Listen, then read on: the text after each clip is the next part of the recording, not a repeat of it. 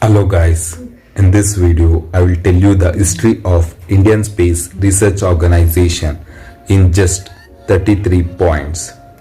From using bicycles to carry the parts of the rocket to launching 104 satellites on a single rocket and to future missions like Gaganyaan, Chandrayaan 3 and Mangalyaan 2. I will tell you about all this in just 33 points. Come, let's get started.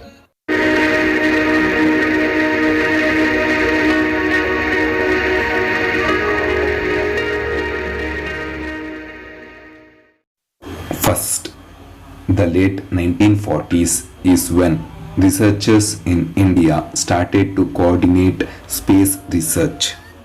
Second, in 1945, Dr. Homi Bhabha had established the Tata Institute of Fundamental Research TIFR with financial support from Sir Dorabji Tata Trust.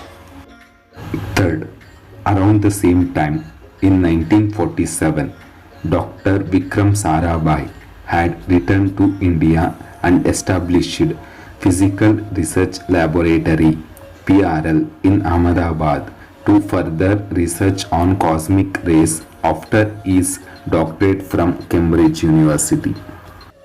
Fourth, by 1950s, Tata Institute of Fundamental Research TIFR had gained prestige in elementary particle physics and cosmic ray physics, and in 1954 the Department of Atomic Energy was established and it was responsible for funding atomic and space research in India. Fifth, when the Soviet Union launched the world's first ever satellite Sputnik in 1957, everyone realized the potential and importance of satellites and space research.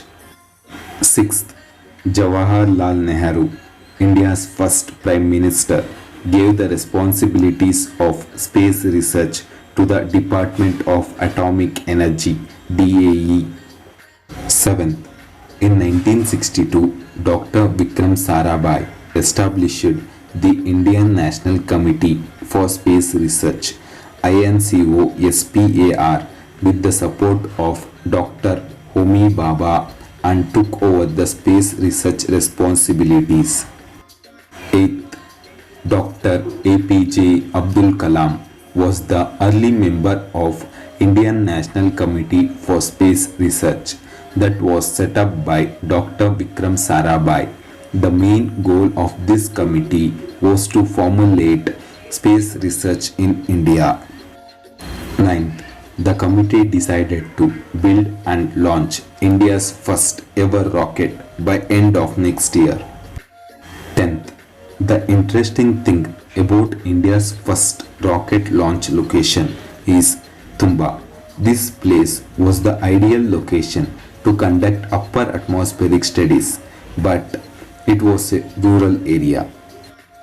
11th, undoubtedly, Tumba did not have the launch pad and research facilities at that time to make the launch possible. 12th, with the request from Dr. Vikram Sarabhai and his team, Mary Magdalene Church in Tumba was converted into a workshop and the Bishop's House was converted into an office for scientists of Indian National Committee for Space Research. 13th, since Tumba did not have canteen facilities, scientists had to cycle to the Thiruvananthapuram railway station for their breakfast and dinner every day. 14th, back then, to make India's first rocket launch possible, some parts of the rocket had to be transported to the launch pads on bicycles. On 21st November 1963, India successfully launched its first ever rocket just 1 year after the formation of Indian National Committee of Space Research was established. That's how Tumba Equatorial Rocket Launching Station, that is TERLS, was born. 16th, 6 years later, on India's 23rd Independence Day, that is 15th August 1969, ISRO was formed out of Indian National Committee of Space Research. 17th. In 1975, ISRO became a government organization. 18th. On 19th April 1975, Aryabhatta, India's first satellite, was launched from the Soviet Union. The project cost was just a little over 3 crore rupees. 19th. In 1980, ISRO successfully launched and deployed Rohini RS-1 satellite. It was the first successful launch of satellite launch vehicle, that is SLV-3. Dr. APJ Abdul Kalam was the project director at that time. 20th. A year later, ISRO wanted to launch an experimental communication satellite, that is Ariane Passenger Payload Experiment. 21st. Before the launch, the satellite antenna to be tested and was only possible to test it under a thermal blanket. This was the facility that ISRO had during that time. 22nd. The Apple satellite was put on a bullock cart to provide a non-magnetic atmosphere and test the antenna in a field. 23rd. All the tests conducted by ISRO helped the launch of Apple satellite successfully on June 19, 1981 from Cairo Space Center, French Guiana. 24th. In 1994, ISRO successfully launched its first Polar Satellite Launch Vehicle, that is PSLV rocket. Later on, PSLV rocket became the launch vehicle for the great missions like Chandrayaan-1 and Mangalyaan mission. 25th. At one point of time in 2004, ISRO's team was meeting India's 10th President, Dr. APJ Abdul Kalam, to discuss India's first lunar mission aimed to orbiting the moon from a distance. During the meeting, Dr. Abdul Kalam suggested why not landing on moon instead of just orbiting. 26th. 4 years later, Chandrayaan-1, India's first lunar mission, was launched to land on the moon and explore it. 27th. In November 2008, Chandrayaan-1 discovered water on the moon in the form of ice and gave a huge boost to ISRO and India's position in space research. India also became the fourth country to place its flag on the surface of moon, a historical year for India and ISRO. 28th. 5 years later, in 2013, ISRO successfully launched the Mangalyaan mission, also known as Mars Orbiter mission. 29th.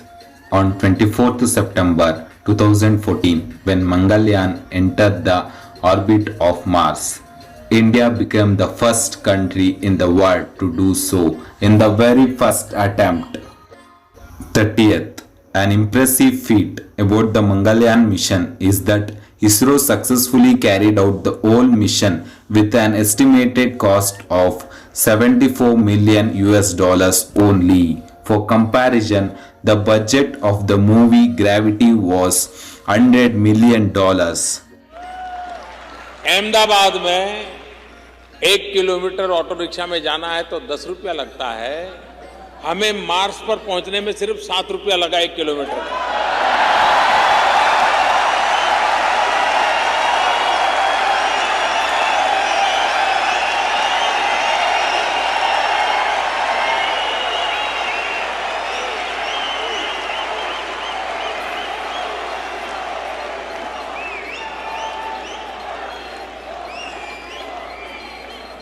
₹7 में 1 kilometre, ये हमारी talent नहीं है तो क्या है?